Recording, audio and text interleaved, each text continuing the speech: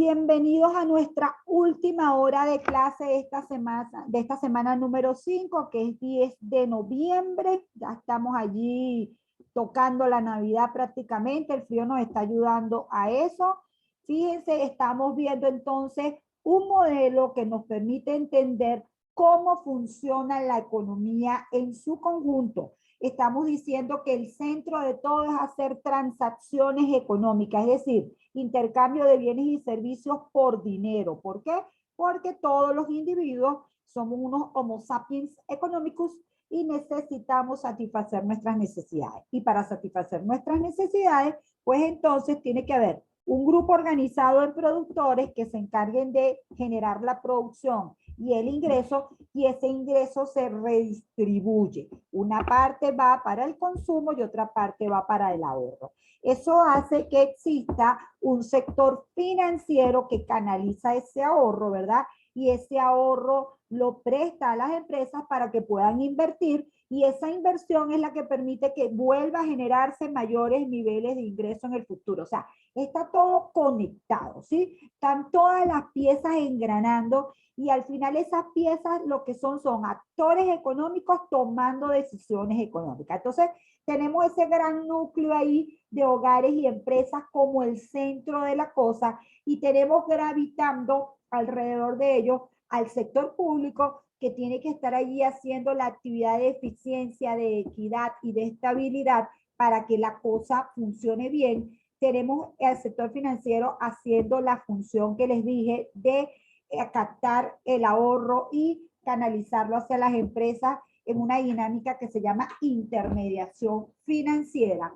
Y finalmente, esa economía intercambia bienes y servicios y activos financieros y pasivos con el resto del mundo, y eso lo simbolizamos como un actor más y le colocamos el nombre del sector externo. Por supuesto, ahí no es que existe una entidad como tal que se llame sector externo, sino es la forma, repito, de visualizar las operaciones entre residentes y no residentes. Entonces, de lo que estamos hablando es que de esta economía intercambia bienes y servicios con el resto del mundo, con el resto de los países, ¿ok? Fíjense, una economía puede ser la economía de una persona, la economía de un grupo, y generalmente la entendemos como la economía de un grupo de personas que está asignado, que está identificado como países, ¿ok? Estos países entonces realizan intercambio con otros países.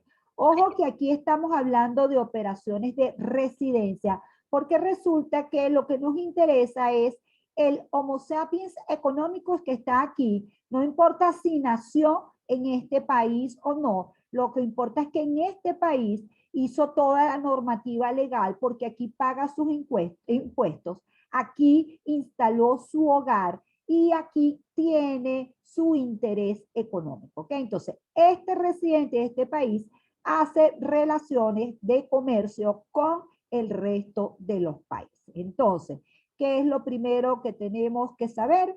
Que existe una entidad que no es una entidad como tal, que es más bien una figura que simboliza las relaciones comerciales y financieras de un país con el resto del mundo. ¿Ok?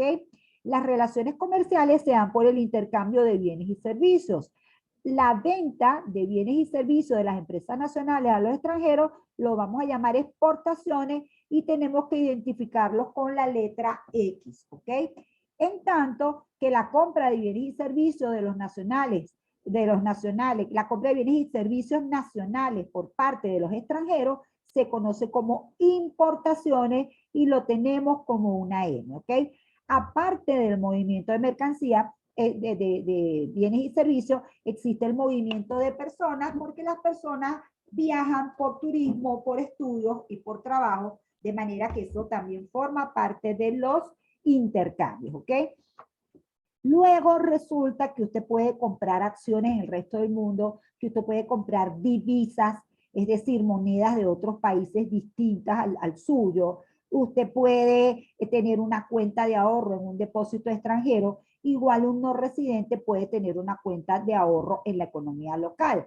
De manera que aparte de las actividades comerciales, están las actividades financieras. y estamos hablando de instrumentos financieros. Después vamos a ir viendo los conceptos de los instrumentos financieros, no se preocupen. Obviamente, estos residentes pueden pedir un préstamo al resto del mundo, pueden emitir un bono, y entonces de lo que se trata, repito, es de que hay intercambios entre la economía nacional y la economía extranjera. Quiere decir que hemos visto variables como las exportaciones y las importaciones, y una variable muy importante es el precio que se genera en este mercado y que se llama tipo de cambio. El tipo de cambio es el precio a la que se intercambia la moneda nacional por una unidad de moneda extranjera. Resulta que la mayoría de las economías tienen su moneda, ¿ok? Pero para realizar los intercambios lo hacen con una moneda distinta a la de curso legal y en la que se tiene mucha confianza a nivel internacional. Se le dice divisa porque esa moneda es aceptada internacionalmente, es aceptada por varios países. Entonces, en ese sentido, las principales divisas son el dólar estadounidense y el euro, ¿ok? Que es la moneda común emitida por los países que forman parte de la Unión Europea. Entonces, ¿qué ocurre? Para realizar el intercambio de un nacional con un no residente, tienen que ir al mercado cambiario, bien sea a ofrecer moneda nacional por moneda extranjera, si lo que vas a realizar una compra en el exterior, o bien sea que esa persona ya recibió dólares del exterior y quiere ofrecer la divisa para obtener moneda nacional y honrar sus compromisos, ¿sí? Importante por ahora que este tipo de cambio es el precio que permite a los agentes económicos tomar las decisiones en sus relaciones con el resto del mundo. Si yo voy a importar un bien, pues obviamente estoy pendiente de cuánto es el valor del tipo de cambio, de cuánta moneda nacional tengo que intercambiar por moneda extranjera. Si ese tipo de cambio sube, yo tengo que dar más moneda nacional por moneda extranjera y se me hace menos atractivo comprar ese bien en el exterior, ¿ok? Por el contrario, a los no residentes, su moneda les rinde para comprar más de la mercancía local, entonces probablemente estén estimulados, obviamente no, se estimula la compra de los no residentes de bienes nacionales, es decir, los exportadores salen ganando, ¿sí? Entonces, esto es lo general que quiero transmitir del sector externo.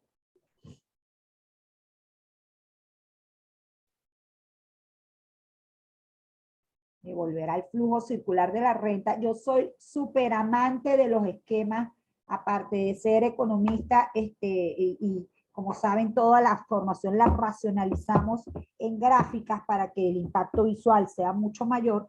También me encantan los esquemas, porque los esquemas nos permiten ubicarnos mucho mejor. Entonces, repito, de aquí del lado de las empresas tenemos la generación de la producción de bienes y servicios y del ingreso. De ese ingreso, la mayor parte, ¿ok? Va a ir al consumo, es decir, los hogares van a gastar ese ingreso comprando bienes y servicios, de manera que este ingreso es gastado por los hogares en bienes y servicios. Otra parte la van a mantener como depósitos en el sistema financiero. Ya muy poco se utiliza eso de guardar la plata bajo el colchón. Este ingreso tiene una modificación con el sector público, porque el sector público le quita renta a algunas personas a través de impuestos y le da renta a otras personas a través de las transferencias y del gasto, ¿ok? Quiere decir entonces las transferencias y el gasto del gobierno se conoce como una gran variable que es el gasto público. Quiere decir que el sector público genera el ingreso disponible que es el que finalmente va al consumo y al ahorro, ¿ok? Tenemos en el sector externo a los hogares comprando bienes y servicios del resto del mundo y a las empresas vendiendo bienes y servicios al resto del mundo, ¿ok? Entonces, fíjense una cosa importante aquí. El circuito básico es las empresas generando ingresos y que ese ingreso va al consumo. Eso significa que parte del ingreso no va al consumo, sino al ahorro. El ahorro es la variable del ingreso que no se consume y esto se conoce como una salida del ingreso porque va al sistema financiero, ¿ok? Esa es una variable, entonces, los hogares tienen estas dos variables claves, consumo y ahorro. En el caso del sector público, tiene estas dos variables claves. Los impuestos, lo que decide en materia de impuestos va a restarle ingreso a algunos individuos y por supuesto su posibilidad de consumir más y de ahorrar, y va a aumentarle el ingreso a otros individuos y eso va a afectar sus decisiones de consumo e ingreso. De manera que a los efectos del ingreso, los impuestos restan al ingreso y el gasto público suma al ingreso, ¿ok? En el caso del sector externo, las importaciones van a constituir una salida de dinero. Entran bienes y servicios, pero esos bienes y servicios hay que pagarlos, ¿ok? Entonces hay una salida de ingresos. En el caso de las exportaciones salen bienes y servicios, pero entra dinero. Las empresas nacionales reciben dinero por los bienes que le están dando a los hogares. Eso hace, jóvenes, que las decisiones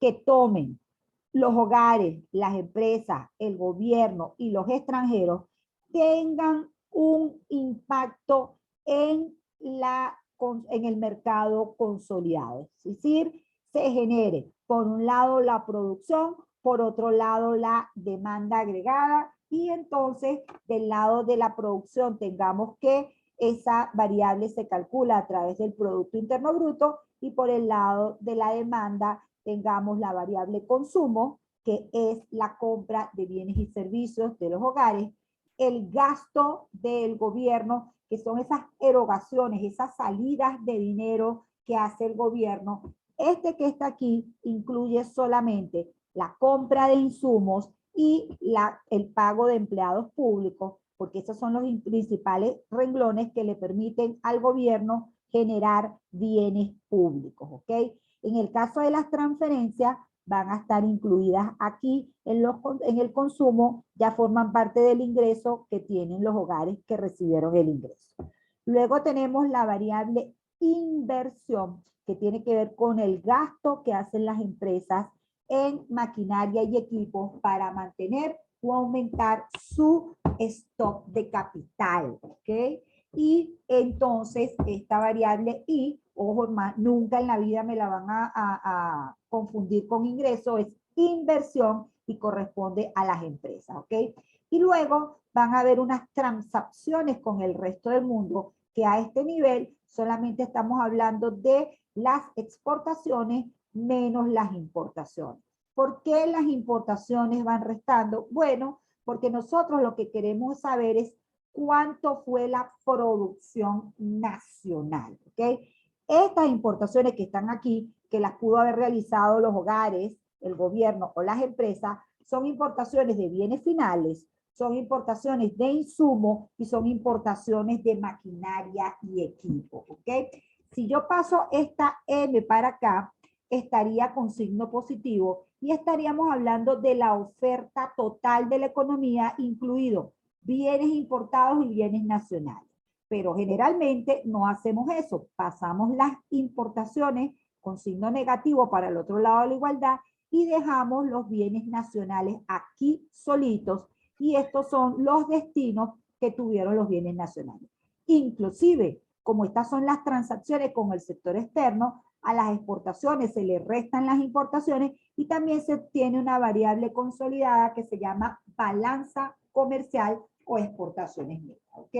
Lo que más me interesa tener aquí como cierre de este flujo circular de la renta es que así como en los mercados individuales las acciones de los individuos tienden a generar equilibrio, a nivel macroeconómico también, jóvenes. Aunque esté el gobierno tomando sus decisiones con sus variables de impuesto y gasto, aunque estén las empresas tomando decisiones con su variable de inversión y de ingreso, o los extranjeros tomando sus decisiones y los hogares tomando sus decisiones, se llega a un equilibrio donde la oferta agregada es igual a la demanda agregada. Ese equilibrio se mantiene porque el PIB se mueve hasta conseguir ese equilibrio, y en ese equilibrio también vamos a tener un resultado del nivel general de precios y un resultado de empleo. Fíjense, se pueden leer con calma en lo que son el flujo circular de la renta, lo que son los distintos papeles de los actores, ¿ok? Y aparte de leerse los aspectos de los distintos actores, repito, también tienen al final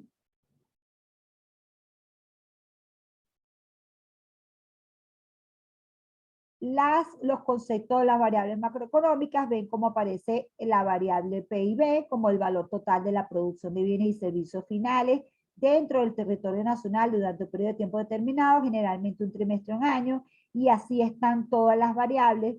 Por aquí en algún momento van a conseguir, aparte de todas las variables, que es el gasto público, que es el impuesto, ¿sí? Que es la inversión, el consumo, que son las exportaciones y las importaciones. Todas las variables que vamos a ir desarrollando, ustedes se van a dar cuenta que están allí, ¿ok? Entonces, bueno, una vez que hemos visualizado el flujo circular de la renta, ahora pasamos a entender la significancia, a ver el concepto de las variables macroeconómicas. Es decir, hemos dicho, la macroeconomía estudia la economía en su conjunto, estudia el impacto de las decisiones individuales, el impacto global que tienen las decisiones individuales. Y eso lo hace a través del cálculo de variables agregadas, ¿ok? Entonces, lo que vamos a hacer ahorita es ver esas variables agregadas y además vamos a ver su evolución en Venezuela en los últimos años, ¿ok? Yo casi siempre cuando voy a dar esta parte le digo a la gente que esto no es apto para cardíacos porque resulta que la economía venezolana tiene un desempeño bastante dramático, bastante negativo y que bueno, obviamente lo padecemos, pero cuando uno ve las cifras, sobre todo si uno está en ese grupo afortunado de personas que no está en la situación más apremiante, pues a veces hasta no mide, no entiende el impacto general de todo lo que es esta debacle económica que tiene Venezuela, ¿ok? Entonces, bueno, repito, lo que viene ahora es ver variables macroeconómicas, ver estadísticas para Venezuela, y eso nos permite ir entendiendo qué significa cada variable. Entonces, de verdad que para mí es muy importante que ustedes entiendan de lo que estoy hablando, que si tienen alguna duda me la pregunten, de manera que vayamos afianzando los conocimientos como los necesitamos, ¿ok? Entonces, repito, hay una variable que se llama oferta agregada, es esa producción total que las empresas están dispuestas a producir y vender, y hay una forma de calcular esa oferta agregada, y esa forma de calcularlo es a través del Producto Interno Bruto o simplemente PIB, ¿ok? Entonces, ¿qué es PIB? Es el valor total de la producción de bienes y servicios finales dentro del territorio nacional durante un periodo de tiempo determinado. Quiere decir que nosotros evaluamos o contabilizamos la generación de bienes nuevos en la economía, bien sea en un trimestre o en un año, ¿ok? Siempre vamos a estar hablando de la producción de bienes para un periodo determinado. Se dice que es en el territorio nacional porque todas las empresas que se constituyen en el territorio nacional son parte de esa economía. Puede ser que los dueños de esa empresa sean residentes o no residentes. Eso no importa. Eso es una connotación que va a importar después para la generación del ingreso. Pero para el efecto del Producto Interno Bruto, todas las empresas son unidades de esa economía y la producción de bienes y servicios que ocurre en el territorio se contabiliza dentro del PIB, ¿ok? El PIB es un excelente indicador del tamaño de las economías. De hecho, todas las economías calculan el PIB y el resto de las variables macroeconómicas siguiendo una misma metodología, de manera que son comparables los PIB de los países Y en ese sentido se puede hacer un ranking desde los países que producen la mayor cantidad de bienes y servicios, los que tienen el mayor valor de PIB, los que tienen registros intermedios y los que tienen los valores más bajitos, ¿ok? Entonces, en ese sentido, se dice que el tamaño, el PIB permite medir el tamaño de la economía. ¿Cuáles creen ustedes que sean la economía que tiene el PIB más alto del mundo? A ver, ¿quién me lo escribe o me lo dice?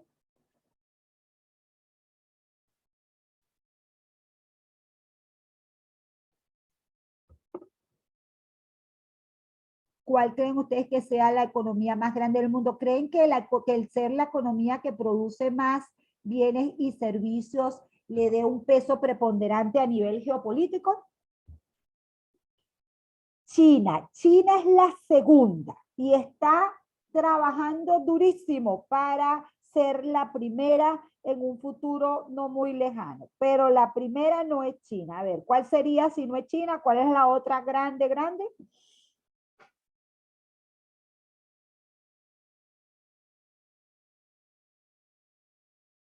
Estados Unidos, correcto, Rachel. La primera es Estados Unidos. Estados Unidos es la que genera el valor de la producción de bienes y servicios más grandes, algo así como 21.000 millones de dólares o billones de dólares, perdón, y eso lo vamos a ver en el tema número 2. Y la segunda es China, todavía con por ahí como unos 15.000, 16.000, creo que hasta 18.000 puede ser, o sea, China le está pisando los talones a los Estados Unidos, ¿ok?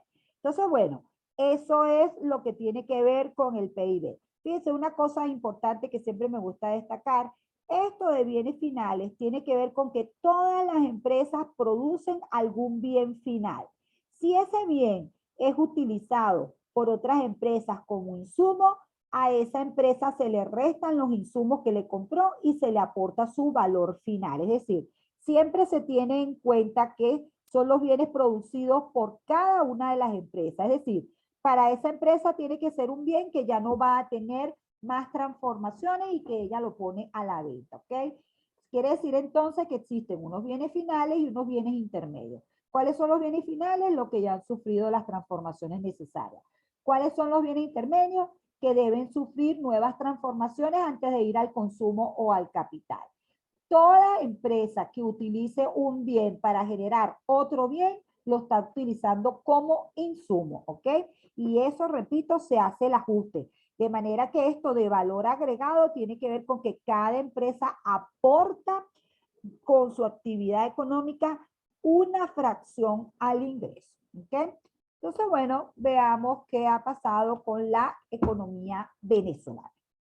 Aquí les tengo una serie desde 1998 hasta un valor estimado del 2021. Entonces, fíjense, este es el valor total de la producción de bienes y servicios en Venezuela. Fíjense que está lo que les decía de los ciclos. Podemos pasar por periodos de crecimiento, luego de decrecimiento. Decrecimiento significa que el valor de este año con respecto al anterior es menor, ¿sí? Este valor es menor que este. Luego unos periodos de crecimiento donde el valor de la producción de cada año es superior al del año anterior, luego puede ser que baje y luego vuelve a subir.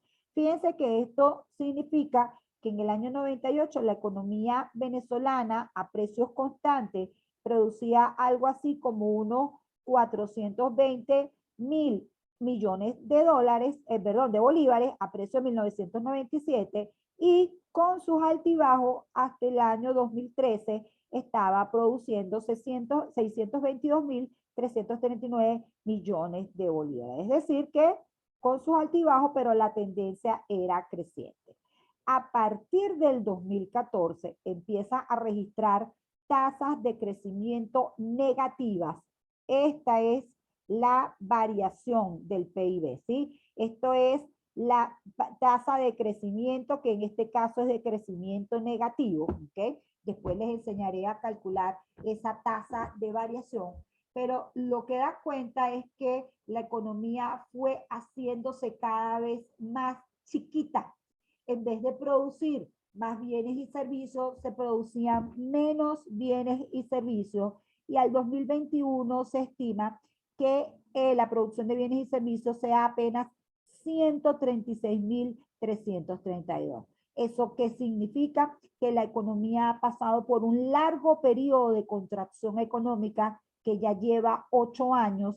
Todavía está en discusión si este año ocurre algún tipo de recuperación de estos bajos niveles, pero por ahora la estimación del Fondo Monetario es que no, que la economía va a cerrar este año otra vez con un PIB menor al del año pasado en 5%.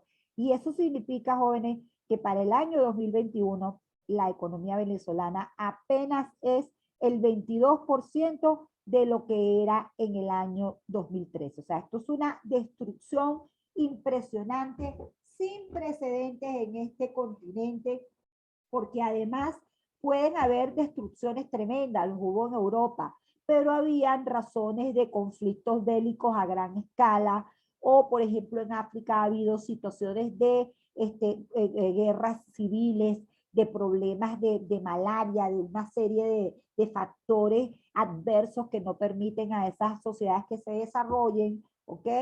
Pero, o por ejemplo, en Puerto Rico ha pasado un huracán y ha diezmado tremendamente la producción de bienes y servicios, pero que no haya ocurrido una catástrofe climática o de otro tipo y que tengamos este comportamiento es una cosa casi que inédita, ¿ok?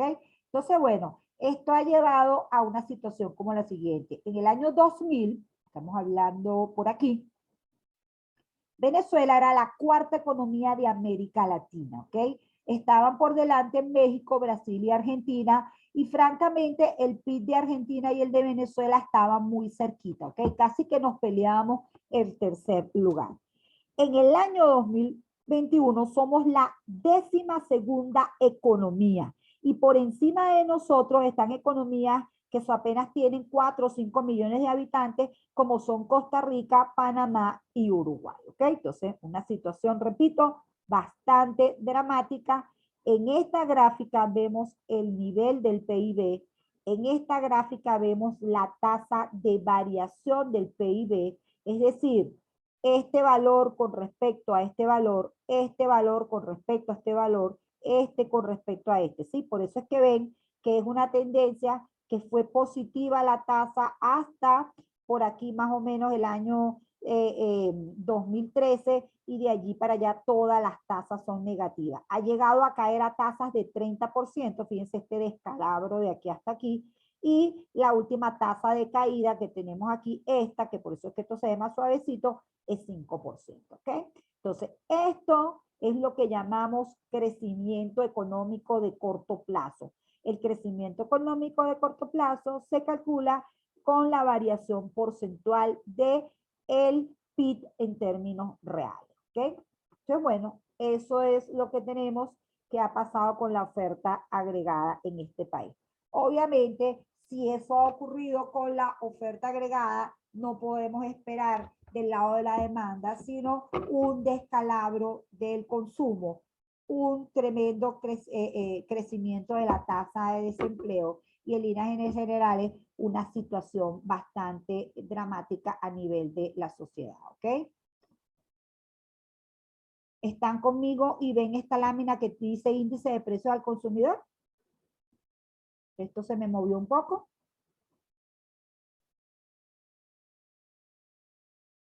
Sí, ¿verdad? Sí, están viendo la presentación. Ok, entonces fíjense, ese es el primer indicador, repito, de la oferta agregada en términos reales.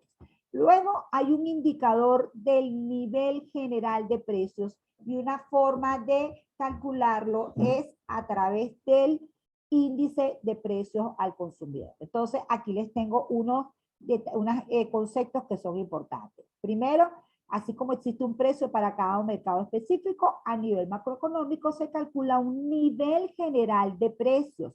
Como saben, los precios no se pueden sumar, por lo que se obtiene un índice que recoge la variación de los precios existentes en esa economía, ¿ok? Para que un país goce de estabilidad de precios, la inflación anual debe ser de un dígito. Es decir, una cosa es el indicador del nivel general de precios y otra cosa es la tasa de inflación. La tasa de inflación se calcula calculando la variación porcentual del indicador del nivel general de precios. Entonces, en ese sentido, tenemos un indicador que es el IPC. El IPC, ¿qué es? Es un indicador que permite calcular el nivel general de precios de una economía, ¿ok?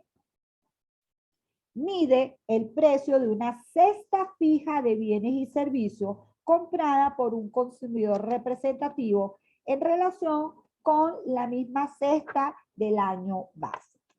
Repito, aquí lo que estamos es explicando que se obtiene cuánto es el consumo de una economía en un determinado año, se ve cuáles son los precios de esos bienes que consume esa economía en un determinado año y después lo que se le hace es seguimiento a la evolución de esos precios, ¿ok?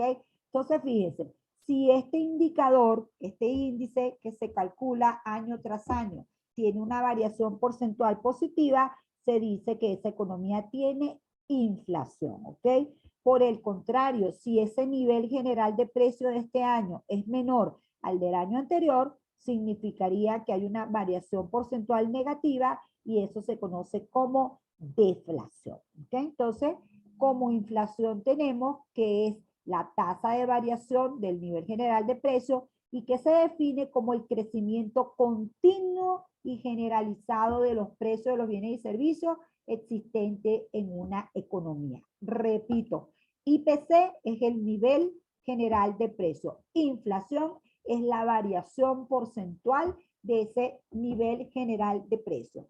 Y si hay inflación es porque esa variación es positiva, porque hubo un crecimiento continuo y generalizado de los precios de los bienes y servicios en esa economía. Luego hay otra variable que se llama, otro concepto que se maneja que es hiperinflación, ¿ok?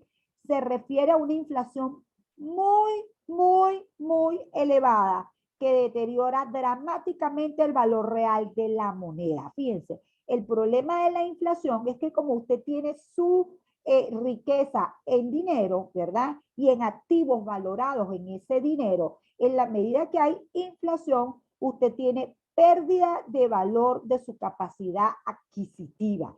De manera que la inflación es una pérdida del valor del dinero. Y por supuesto, mientras más pérdida de valor tenga ese dinero, menos usted lo va a querer utilizar para realizar los intercambios, porque usted no va a querer tener su dinero y sus activos valorados en una moneda que se deprecia, ¿ok? Entonces, fíjense, según Cahan, la economía entra en hiperinflación cuando la tasa mensual de la inflación supera el 50%. Esto es una cosa realmente dramática. Fíjense, jóvenes, los países generalmente, sobre todo en tiempos de los últimos 20 años, 30 años, tienen inflaciones anuales de 2, 3, 4%. Eso significa que las inflaciones mensuales son 0,1, 0,2, ¿ok? Cuando hay una hiperinflación, la inflación anual es 13,000, 14,000%. O sea, allí ha ocurrido simplemente una destrucción total de esa moneda. Y obviamente lo que empieza a ocurrir rápidamente es que los agentes económicos empiezan a utilizar otra moneda que tenga, que preserve mejor su valor para hacer los intercambios. Por eso es que en Venezuela se dice que ha habido una dolarización, no de jus, no porque lo haya decretado la autoridad económica, sino de facto. Los agentes económicos entendiendo que el dinero pierde dramáticamente su valor y entonces estando refugiándose en una moneda como el dólar que preserva mucho más su valor, ¿ok? Finalmente, para cerrar este ciclo de conceptos, tenemos la estanflación. La estanflación es un fenómeno que se caracteriza porque hay un aumento de los precios, es decir, porque hay inflación y ese aumento de precios viene acompañado por una reducción de la producción agregada. Es decir, por un lado hay inflación y por el otro hay caída de la producción. En Venezuela casi que debemos inventar un nuevo término que se llame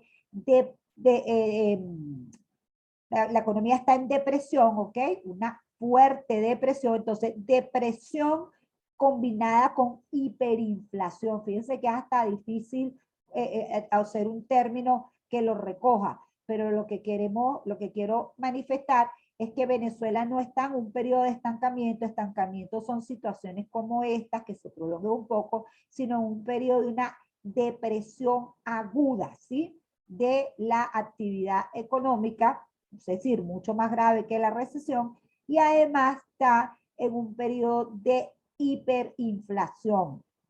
Fíjense que esto es el movimiento del nivel general de precios y esto es la variación. Este es el cálculo de la inflación. Entonces, en el año donde se considere el año base, se coloca el valor de 100 y de allí en adelante, repito, lo que se hace es que se calcula la variación promedio de los precios y se le suma, se le agrega a este índice. Fíjense que este índice pasó de 100 a 130 en el año 2008, es decir, la inflación fue 30,9 y así sucesivamente hasta el 2014 la inflación iba creciendo. Lo que ocurre del 2014 al 2019 es que la tasa de inflación es tremendamente alta. En el 2018 llegó a ser 2 millones.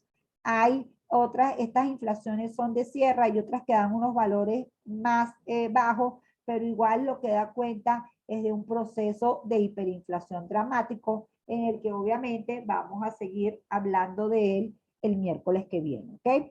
Entonces, bueno, se ha terminado nuestra clase por el día de hoy. De verdad espero que haya sido muy informativa para ustedes, que me los vaya metiendo en estos temas macroeconómicos tan importantes, ¿ok? Entonces, estamos pendientes por WhatsApp para cualquier duda. En lo que tenga las grabaciones, las coloco en el grupo de WhatsApp y en módulo 7, ¿ok? Perdón, en el aula virtual. ¿Alguien quiere preguntar algo? Muchísimas gracias por haberme acompañado. Un abrazo enorme. Nos vemos, si no hay más, el miércoles que viene. Feliz día para todos.